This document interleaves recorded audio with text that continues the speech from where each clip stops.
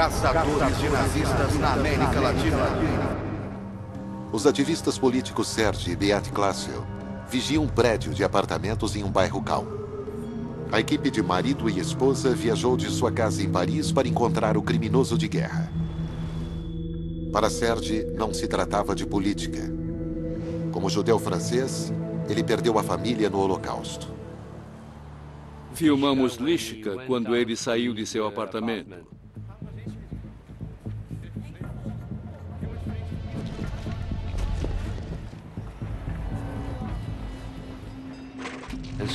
Tínhamos então um ótimo material de um criminoso nazista correndo pelas ruas de Colônia.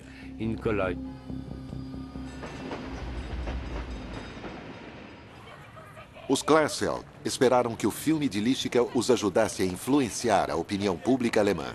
Caçar criminosos nazistas de guerra havia se tornado a missão deles.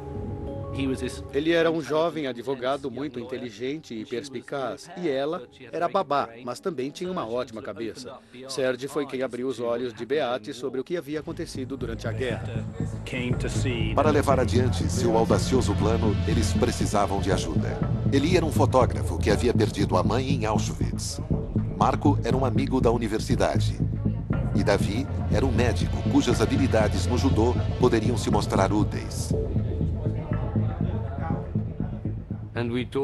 Perguntamos a eles, estão prontos para vir conosco? Explicamos o caso e eles disseram sim. Beat passou aos recrutas a rotina diária de Lishka, depois de ter passado dias em Colônia espionando. Ele saía de manhã para o trabalho, voltava ao meio-dia para almoçar em casa e depois voltava para o escritório. Sabíamos que se tivéssemos sucesso, nós o levaríamos para o Ministério da Polícia em Paris. Mas, se não conseguíssemos, seria um caso que mobilizaria a opinião pública na Alemanha.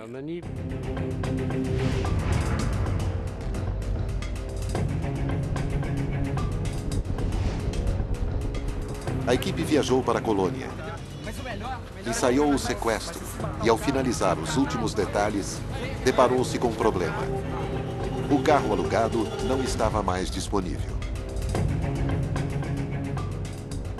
Eles queriam alugar um carro. Obtiveram a promessa de que teriam um certo tipo com 4 portas, mas quando chegaram lá, o carro tinha apenas 2 portas. No dia do sequestro, a equipe entra em posição.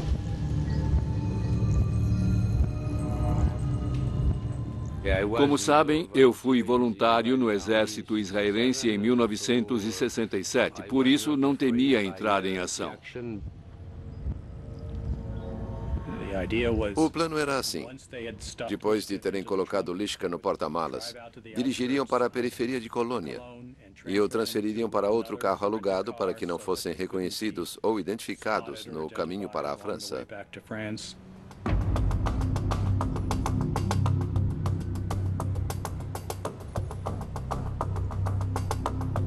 Eles entenderam que aquele era o momento de pegá-lo, de ir atrás dele.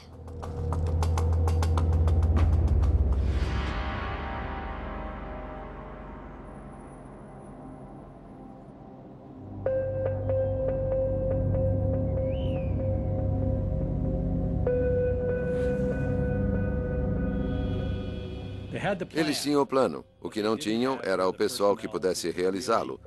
Alguém que realmente conseguisse atingir Lishka na cabeça com força.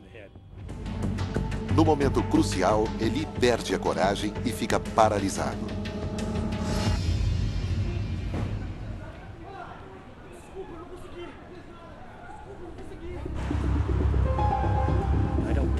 Acho que eles não queriam voltar para a França dizendo: nós não tivemos coragem para realizar nosso plano. Então, depois de falharem uma vez, tiveram a coragem aumentada. Em um café ali perto, Serge reúne suas tropas. Ele os lembra do motivo de estarem ali. Kurt Lishka e centenas de nazistas como ele deviam enfrentar a justiça. A situação era a mesma para todos os criminosos nazistas que atuaram na França. E queríamos mudar aquela situação.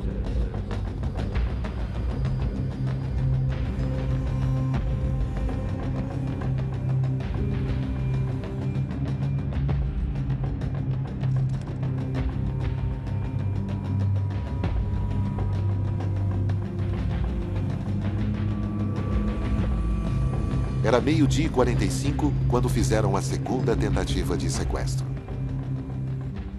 Eles foram até Lishka na rua e ele era bem alto. Chegamos perto dele.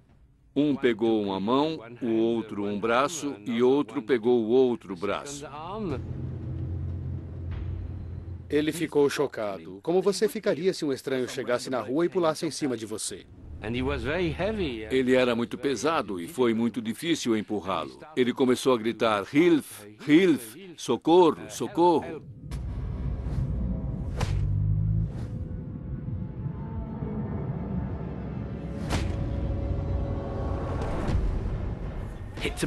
Ele foi atingido de novo e caiu no chão, ainda consciente, mas confuso e chocado. Então tentaram jogar Lishka no carro, e foi nessa hora que tudo deu terrivelmente errado para a equipe. Eles foram vistos por um policial.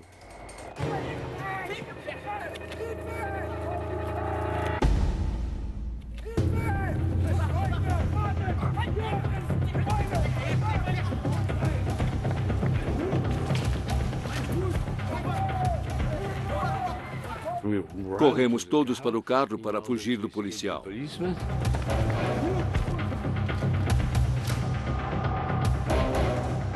Lishka gritava: eu quero meu chapéu, quero meu chapéu. E isso era tudo o que Lishka e o policial pareciam estar preocupados. Os Klarsfeld não pegaram o homem, mas esperavam que o quase sequestro chegasse às manchetes. Para sua decepção, no dia seguinte, o caso mal foi mencionado. Houve muito pouco no dia seguinte. Apenas um pequeno artigo sobre um homem ter sido atacado na rua.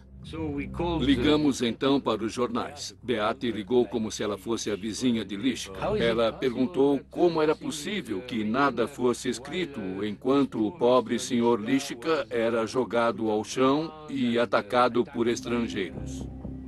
Parte dos documentos a respeito dos judeus haviam ficado aqui na França quando os alemães se retiraram. Tínhamos um arquivo muito sólido e pesado contra Lishka.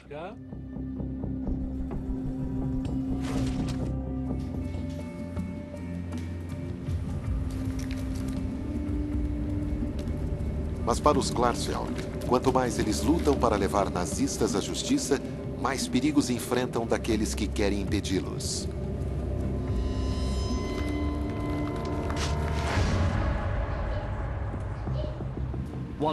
Um dia, em seu apartamento de Paris, eles receberam um pacote que parecia estar cheio de chocolates, de um pretenso admirador. Serge suspeitou daquilo. Serge tirou cuidadosamente o papel. E dentro havia uma caixa de doces e alguns grãos escuros. Por sorte, Beate e as crianças não estavam em casa. Aquela caixa de doces, na verdade, era uma bomba que havia sido enviada a eles.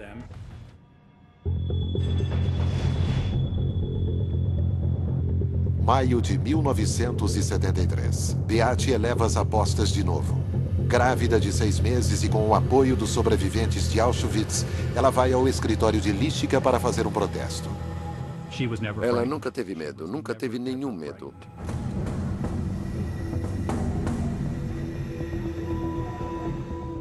Ele odiava os Klarsfeld. Certamente tinha medo deles. Ele não teria feito aquilo se não tivesse medo de ser punido. Serge não podia esperar mais. Decidiu fazer justiça com as próprias mãos. Serge viajou sozinho, com uma arma, para a colônia.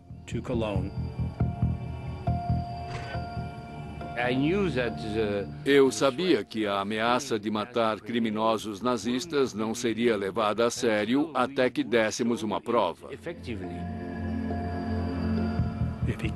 Se não conseguia justiça pelo sistema judicial, ele teria de fazer justiça com as próprias mãos.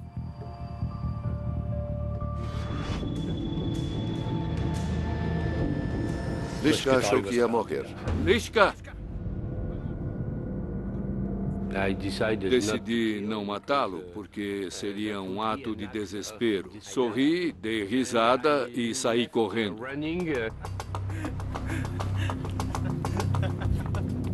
Julho de 1978. 3 anos depois da lei Klarsfeld ter passado, a polícia alemã prende Kurt Lischka pela deportação de mais de 73 mil judeus franceses. O julgamento agitou vários ninhos de atividades neonazistas contra os Klarsfeld.